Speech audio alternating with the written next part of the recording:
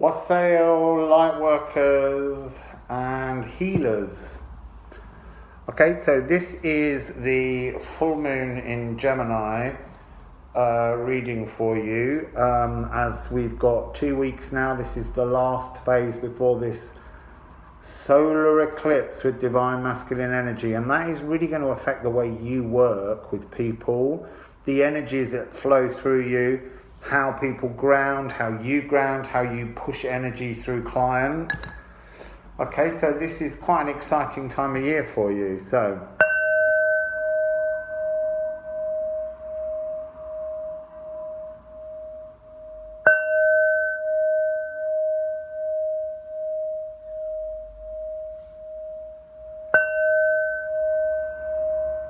beautiful energy. Beautiful energy. Wow. You got the best energies through these readings. So,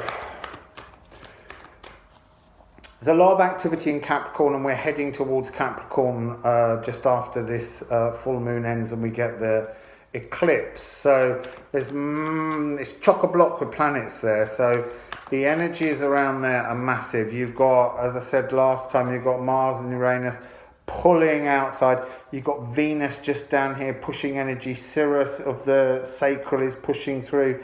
Mercury is just almost hiding behind the sun, but you've got Jupiter right behind pushing massive expansion energy into everything as this eclipse. And this is divine masculine energy coming in. This is really going to change everything you're doing work-wise. There's going to be a massive shift on how your ability to communicate with people and to do things. Transformation, butterfly. I will come back to it, but I need a few more cards. This is air. It's just a simple thing. It's this card is saying exactly what I'm telling you, that there's a huge transformation taking place for the planet.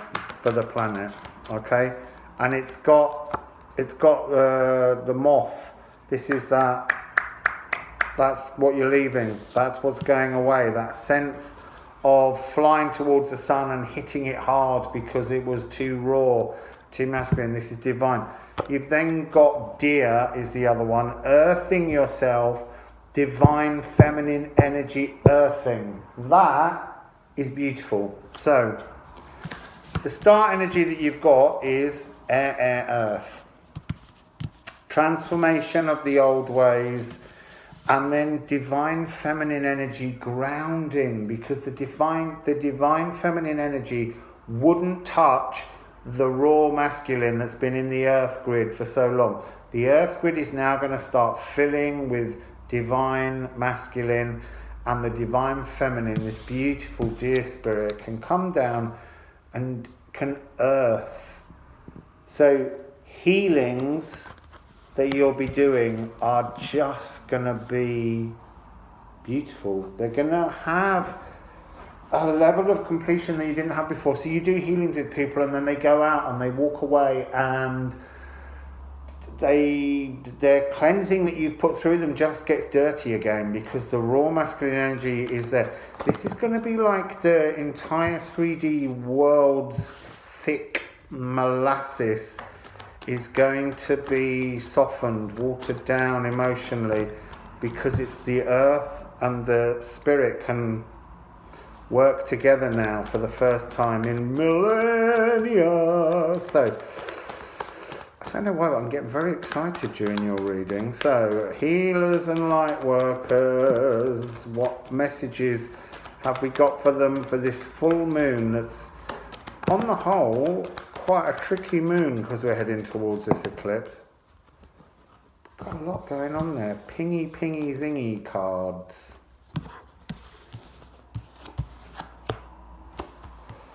So, endings and truths being lit. New truths. New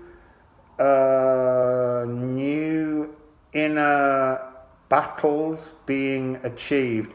This is the 10 of Wands, this overburdening that we've all been feeling. It's going off with moth. So, the Seven of Wands is about that continuous struggle, and just standing up and lighting a brand new divine masculine truth that helps to ground the divine feminine. And what does that bring? Six of Cups, balance. This is the new energy, this divine masculine energy, and then the divine feminine can feed off it, and we can turn the world we live in into this beautiful, coloured, energetic, flowing wonder. And this is going to be happening in your healings. Why is it happening in your healings? Because you've got Daughter of Swords, this gentle, the energy's changing, it's gentle energy. Everything's going to become more gentle. The energy around the world will soften. It's cosmically right. The moment is completely right. We've got the Daughter of Swords and we've got the Son of Wands. This is creativity and passion, and it's that burst of sunshine.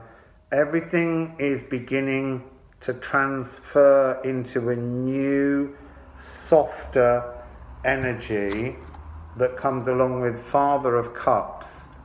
To be zen with emotions. Emotions are going to flow differently, feel differently. Love will feel different. People who think they've had love will soon know that the love they had before was nothing compared to what's coming. I'm not saying you're going to have to leave partners you're with or anything like that. I'm just saying that the love you change. And this is rapid.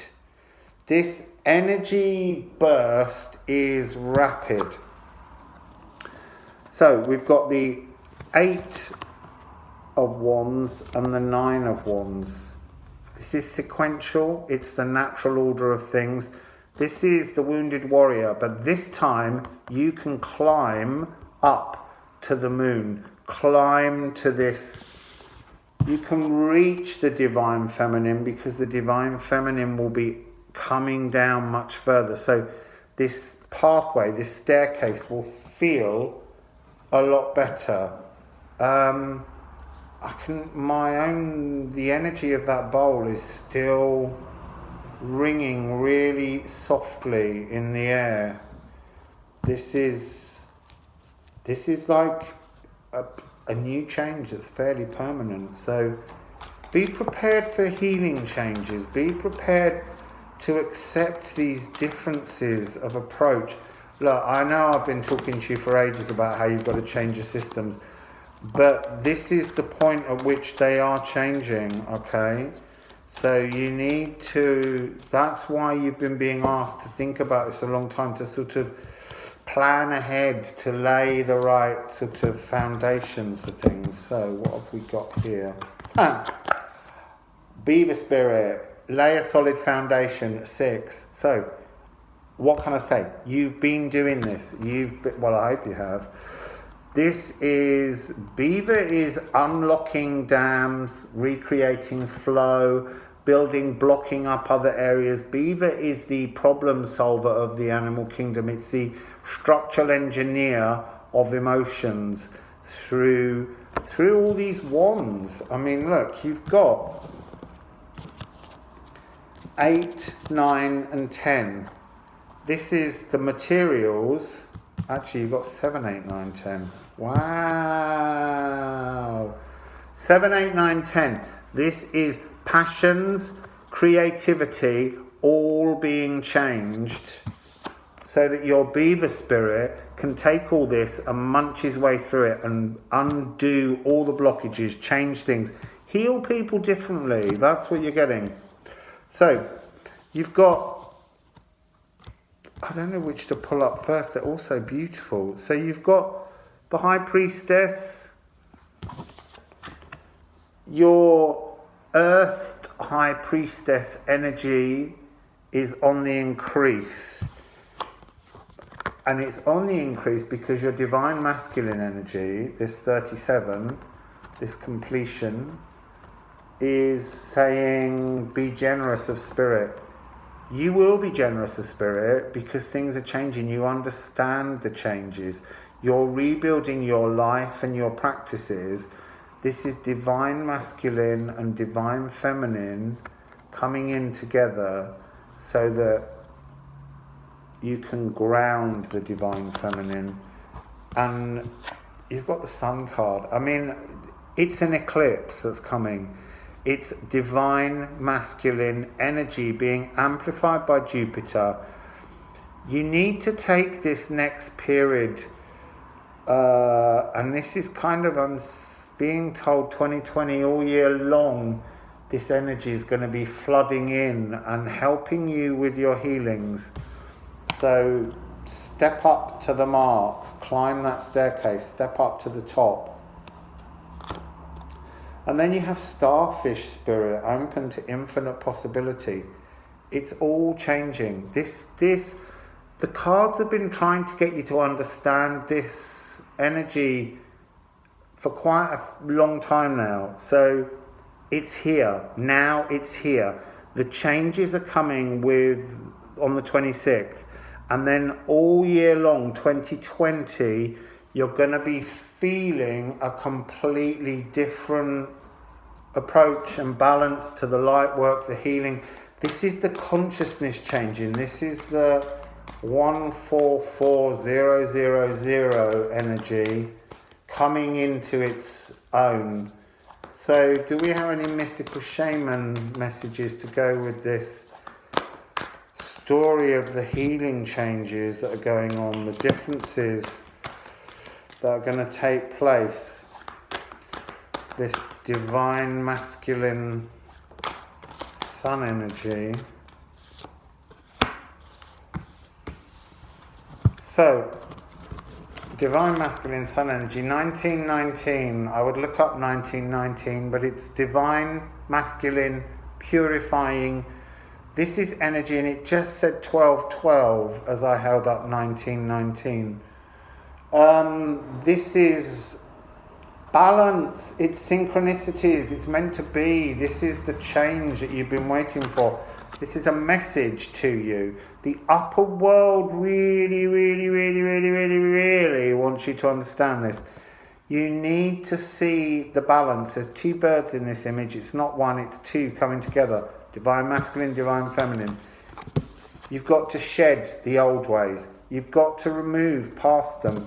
You don't need this repeat energy that's been going on. This toxic smog that's been blocking the world, that's been the soupy syrup. You need to be wild woman. You need to step into your own new energy and flow. Okay, so let's just see what this last deck has to offer you. I threw those out straight away.